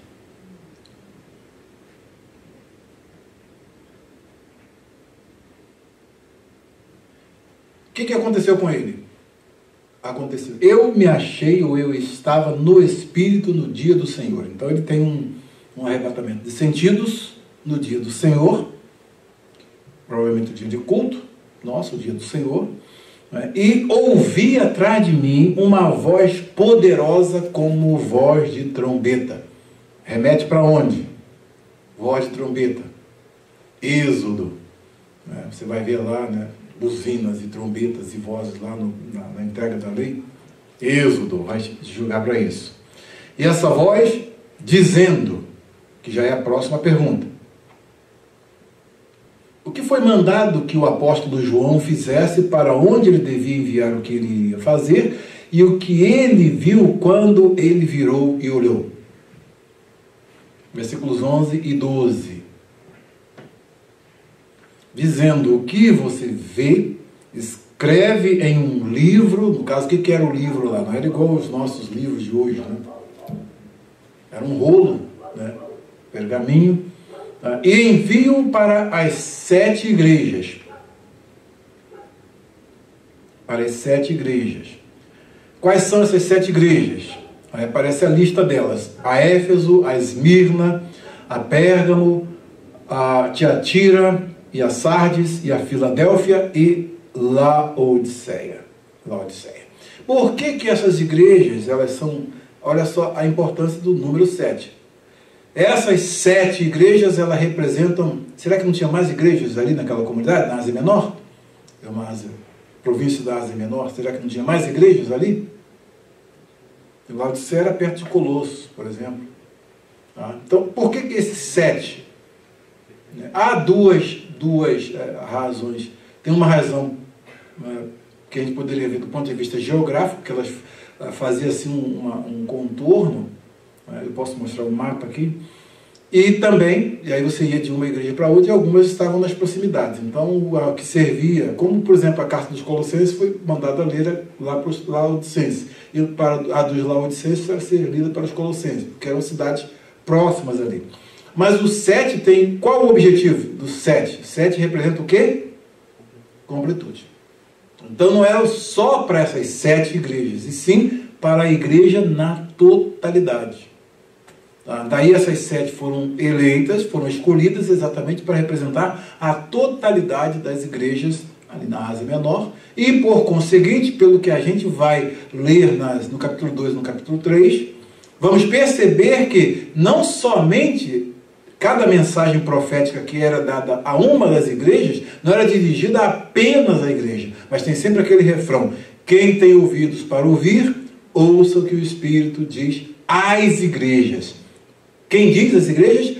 O Espírito. Quantas citações há do Espírito nessas profecias, nessas mensagens proféticas?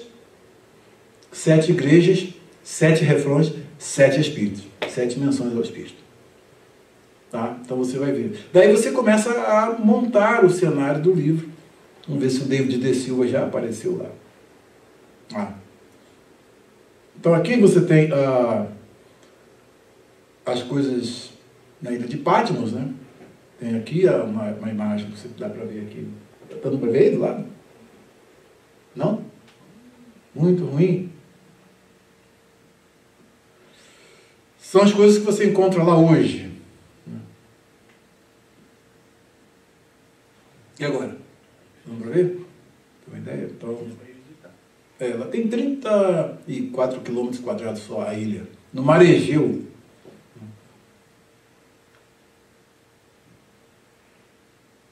Que vez escreve, tem os quadros aqui, pintando. O texto escrito aqui, manuscrito. Aqui o monastério que tem lá, o monastério de São João, do século XII, que foi escrito lá.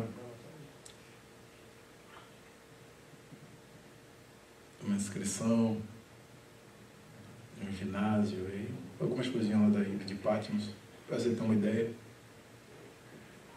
Tem que melhorar essas imagens aí. Então, panorama. Ok. Então, essas igrejas foram as igrejas escolhidas para receberem esta essa carta. Tá? Sabem que o livro é, como um todo, uma carta. Na sequência, próxima pergunta. Qual era a aparência da pessoa que o apóstolo João viu e como era a sua vestidura e como era a aparência dos seus cabelos e dos seus olhos? Aí vem os versículos 13 e 14. Os versículos 13, 14, 12. E me voltei para... Ele voltou para ver o quê? Quem falava? Ver a voz. O texto grego diz uma coisa importante. Ver a voz. Olha a figura de linguagem que é utilizada aqui. Se alguém vê a voz? Mas ele aqui está. Blepen tem fonem. Ver a voz, literalmente. Que falava comigo. Quando me voltei, eu vi. E o que ele viu? 7 candelabros ou 7 castiçais de ouro. Olha lá, Zacarias. Zacarias 4. Olha. 7 castiçais de ouro. E no meio dos castiçais, o que ele viu? Vi um como um filho de um homem. O filho de homem aqui já está remetendo para o quê? Daniel. Daniel capítulo 2. Você vai ver essa imagem que fala sobre o ancião de dias. Qual é a descrição do ancião de dias lá? Seus cabelos brancos como a lã, como a neve, do ancião de dias, que é o Deus Pai. Olha que agora o Deus Filho é apresentado como o quê? Ele tinha um vestido como um longo manto até os pés, tá? E cingido com um cinto de ouro em volta do peito. Um cinto de ouro, está imaginando? Um cinto de ouro. Aí ele está subindo a imagem, né? Viu a veste até debaixo, foi o cinturão, já viu aqui. Ele está subindo os olhos, né? Aí o David da Silva tem um livro assim, Vendo as Coisas como pelos Olhos de João. Como é que você tem que ler o livro? Você tem que ler o livro como uma criança. Você tem que imaginar o que você está vendo. Senão o livro perde o efeito. Ele é cheio de sons, de imagens. Se você não imaginar como uma criança, vai lembrar da história do Verne Poitras aqui, né? Doutor em Novo Testamento, foi dar uma palestra sobre Apocalipse, e o pessoal, vamos tirar as crianças daqui. Eu falei, não. Ele falou assim, deixa as crianças aí. Olha, o que eu vou falar aqui, eu acho que elas têm mais condição de entender do que vocês. Né? Por quê? Porque as crianças, elas vão imaginando isso tudo aqui, vai vendo já o cinturão de ouro, e ela vai imaginando isso. Diz aqui, olha, e a sua cabeça e cabelos brancos como a lã branca, o ancião de dias lá de Daniel, que é Deus Pai, agora Deus Filho, olha aqui, falando sobre a divindade do Filho. E a sua equiparação, eu e o Pai somos um, essencialmente Deus de Deus. Olha aí como é que é bonito. Então, que sem o Antigo Testamento, é difícil você entender a imagística que é usada aqui. E diz, seus cabelos brancos como a lã branca, branco como a neve. E os seus olhos eram como chamas de fogo. Imagina aí. Cabelos brancos, chamas de fogo. E tem mais detalhes. E os seus pés eram como bronze. Imagina a cor do bronze. E aí diz, como que refinado em uma fornalha. Então, um bronze, né, aceso, assim como... aquele luzente, tá? É só criança mesmo, vocês aí não tem, vocês são analíticos, né? Vocês não imaginam as coisas, né? A criança lê isso aqui e entende tudo, ela viaja nisso aqui, entendeu? As crianças, bota a menina para ler esse livro para você ler, lê para ela, que ela vai fazer uma viagem, depois vai te contar a história toda, e vai saber que no final o cordeiro é o vencedor, né? Lembra da história do jardineiro que eu contei para vocês? Estava o pessoal ali no Westminster, né, estudando, pega o texto grego, analisando, e falando, cada vez que eu estudo, mais complicado fica. Aí ele chega, vê um jardineiro lá com um livro na mão, e olharam assim, o último livro da Bíblia, Apocalipse. Você está lendo esse livro? Você está entendendo esse livro? Claro, perfeitamente. Qual é a moral da história? O cordeiro vai ser vencedor. Ele falou para eles assim, nessa simplicidade que você precisa ler o livro de Apocalipse. Você tem que se envolver com o enredo. Né? Por isso que o livro é um fluxo só. Você pega ele do princípio ao fim e se deixa envolver vai seguindo as imagens, para de ficar, o que é isso aqui? O que é aquilo ali? Vai seguindo as imagens, que elas próprias vão se decodificando aos seus olhos. Você já viu esses filmes que tem imagística? Você viu criança quando vê um cachorro falando, vê um gato, nem questiona, né? Essa inocência que a gente perde depois que fica adulto. E aí não tem, quando Deus pega e privilegia o símbolo, o lúdico, aí nós adultos ficamos perdidos com um livro tão bonito como esse aqui, que a gente não consegue imaginar, né? Então isso é muito importante. E diz mais: e a sua voz era como o som de muitas águas. Já pensou falando? Você já imaginou o som de muitas águas? Imagina isso, umas caixas de sons aí elaboradas. Já viu no mar, né? Quando bate assim, aquelas ondas. Imagine uma voz como muitas águas. Não sei se você pode imaginar. E diz aqui, ó, e tinha em sua mão direita, o que ele viu? 7 estrelas. Então tinha 7 estrelas na sua mão direita. Tá? E diz, e saía da sua boca uma espada afiada. Aí olha, já vai ver, olhos como chama de fogo, cabelos brancos, estrela na mão e uma espada de 2 gumes, né? Saindo da sua boca. Representando o quê? O que a espada representa? Geralmente no Antigo Testamento? Justiça, juízo, né? A justiça, juízo, né? E diz aqui, e a sua face era como o sol brilhando em toda a sua força. Vai para Juízes e vê que aquele que aparece lá, ele tem, né, o rosto brilhando como o sol. Era o que ia lutar pelo povo de Deus. Agora o verdadeiro lutador aparece aqui, né, no final da história. Esse é o real defensor do povo de Deus, do Israel de Deus.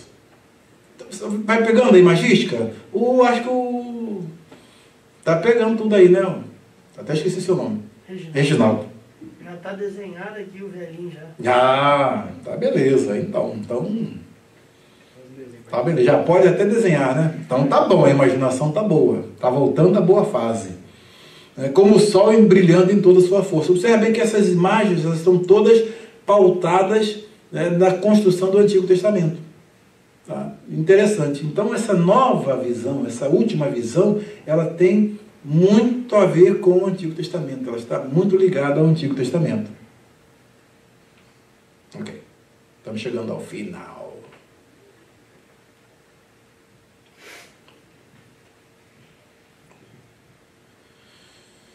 O que havia do lado direito do homem que foi visto por João, e como eram seus pés e o seu rosto?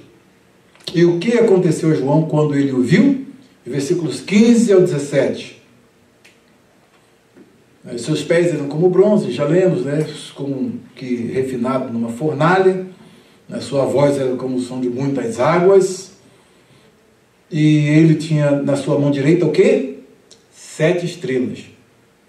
Mas João já fica, o que são essas 7 estrelas? E saía da sua boca uma espada afiada de 2 gumes.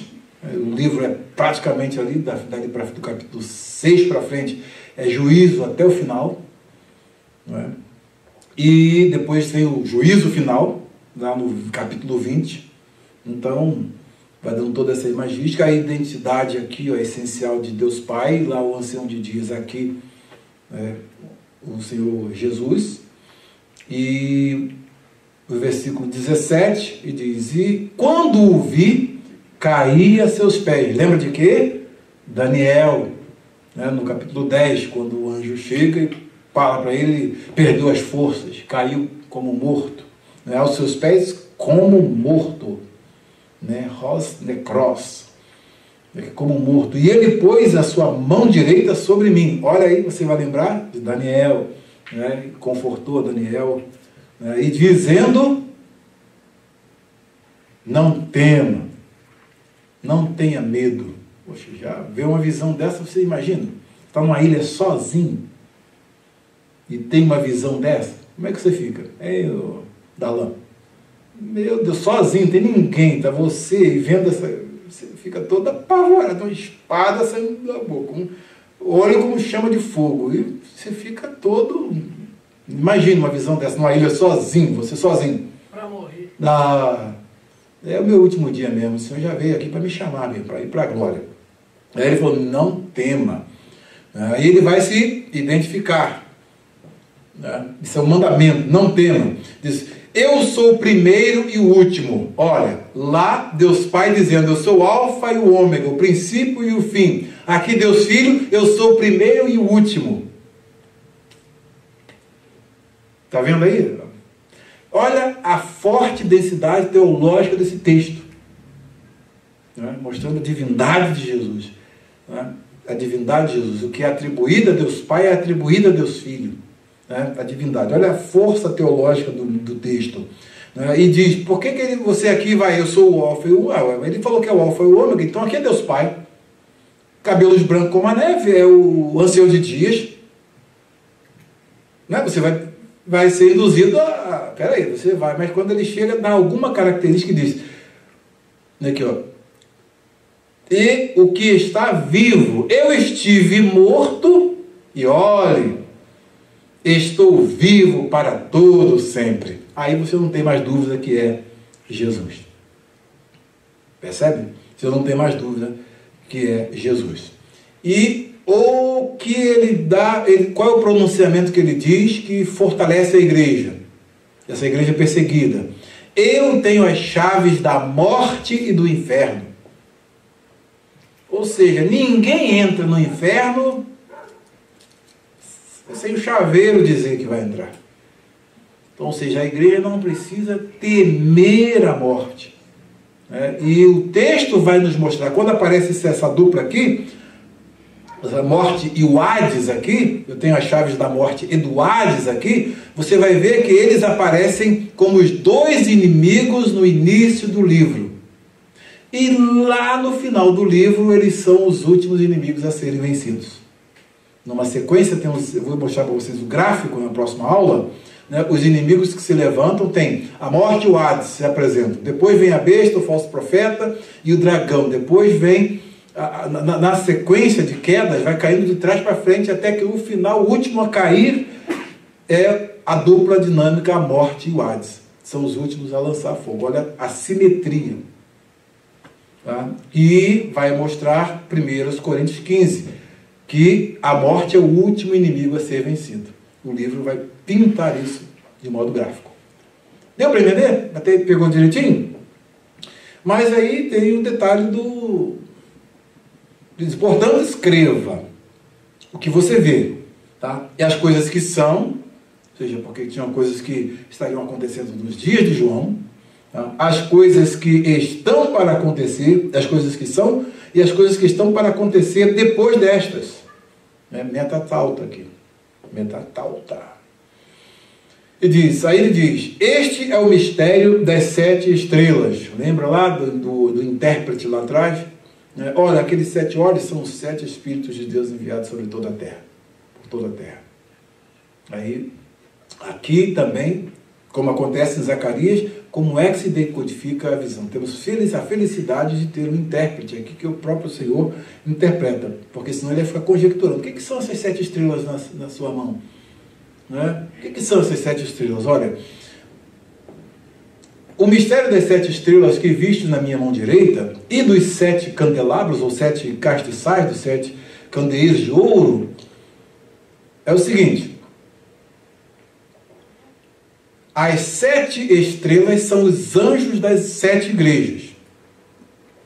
E os candelabros são as 7 igrejas. Então, onde ele estava? No meio dos castiçais. No meio dos castiçais. E esses castiçais são o quê? O que são? As igrejas. Então ele estava no meio das igrejas. Ele está no meio da igreja. Está dando para pegar a imagem? Pegou? Então ele está conosco também. Esteve com aqueles irmãos perseguidos. Ao longo da história, esteve com a igreja. Ele, o que era, o que é e o que há de vir. Então é importante. Ele tem esse domínio. É o princípio e o fim. Ou seja, não vai haver um momento em que eu vou perder o controle, vou deixar de ser, e aí não tenho mais como controlar o que vai acontecer.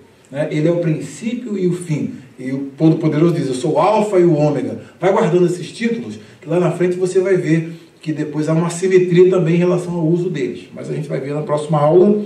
Então, se ele estava no meio dos candelabros, fica aqui ao terminar o capítulo 1, mas que anjos das 7 igrejas são esses?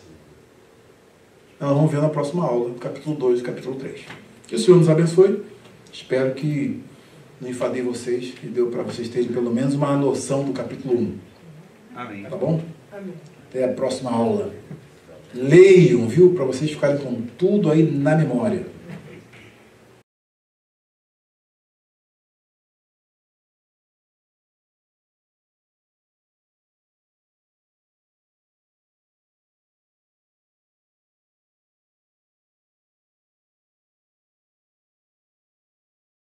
Apocalipsis Joanu. Apocalipsis Jesu Christu. Heineroken auto hatheas dexai tois doulois autu. Hade genesthai in tache. Kai semanen apostelas diatu angelu autu. To doulo autu Joanne. Has in martures in ton logon tu theu kaiten marturion Jesu Christu. Hasa Eden. Makarias ha nagonoskon. Kai hoiakuantes tus lagus, tes propheteas kai teruntes, tauen aute gegramena. Hagar kai rasingus. Ioannes tai septa ecclesiais tais in te asia. Haris humin kai erene, apa haon kai haen kai ha erchamenos. Kai apaton hepta pneumaton, ha inopion tu thronu atu. Kai apa Jesu Christu ha martus, ha pistos, ha protatakos ton nekron, kai ha archon ton basileon tesges. To agaponti hemas kai lusanti hemas. Ekton hamartion hemon into haimeti autu. Kai apoes en hemas basileon, hieres to theo kai patriautu. Auto he doxa kai ta kratas, estu sionas ton ionon, amen. Edu erketai metaton nephalon, kai opsitai auton pas ophthalmos, kai hoitines auton exekintesan, kai kapsantai ep auton pasai hai fulai tesges, nai amen. Egoemi ta alpha kai ta o, lege curias ha theos, ha on kai ha en kai ha erchamenos, ha pantocrator. Ego Ioannis ha delphas humon, kai sun koinonas in te thlipse, kai basileia kai hypomane in Jesu, egenamen in te neso te kalumene patmo, diaton logon tu theu, kai ten marturian Jesu, egenamen in pneumati in te kyriake hemera, kai ekusa pisomu phonen megalen hos salpingos. Leguses, hablepes grapson es biblion, kai pimpson tais hepta ecclesiais, es Epheson kai es Smyrnon, kai es Pergamon, kai es Thuatira, kai es Sardes, kai es Philadelphian, kai es Laodicean, kai epistreps hablepen ten phonen, hetis alale metemu, kai epistrepsas edan hepta luknias krusas, kai en mesoton luknion, hamoian huian anthropu, in dedumenon padere, kai periezos menon, prastois mastois zonen krusan, he de kephaleautu, kai hai triches lukai, hos erion lukon, hos hion kai hoi ophthalmoiautu hos flax puras, kai hoi padesatu hamoioi chaucal Libano, hos en camino pepur Romenis, kai he phoneautu hos phone hudaton palon, kai echon in te dexia heriautu asteras hepta, kai ectu stamatas autu, ramphia distamas, axea ekporumene, kai he apses autu, hos ha helias fine in te duname autu, kai hate idan auton, epes aprastus padas autu hos nekros, kai ethikin ten dexian autu epimelegon, me fabu, egoemi ha protos kai ha eskatos, kai ha zon, kai egenamen nekros, kai edu zonemi estu sionas ton ionon, kai echotas kles tu thanatu kai tu hadu, grapsanun ha edes, kai ha esin, kai ha mele genesthai metatauta, ta mysterion ton hepta asteron, hus edes epites dexiasmu, kai tas hepta luknias tas crusas, hoi hepta asteras angeloi ton hepta ecclesion esin, kai hai lukniai hai hepta ecclesiae esin.